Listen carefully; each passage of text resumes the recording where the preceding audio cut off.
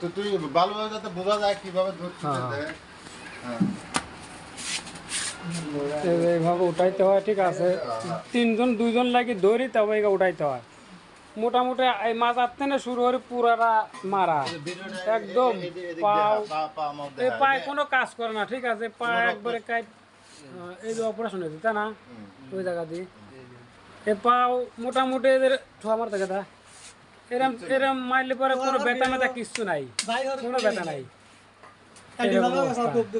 মাজারতেন মানে কোমরে লাভের নিচের থেকে শুরু করি এইটুক পুরাটাই একদম মারা। এখন যদি আপনি এখানে যদি আসে আপনি একটু ভিডিও করে দেখতেন বা যদি কোনো দয়ামান বান্দা যদি একটু হেল্প করতে, ঠিক আছে, মোটামুটি চলে খাই পারতি।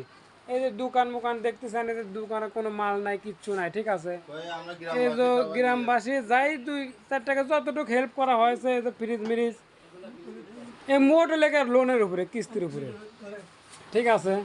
তে একটু যদি কোনো ভালো একটা লোক কোনো একটু হেল্প করতে আপাতত মোটামুটি চলে খাই পারতে, ঠিক আছে।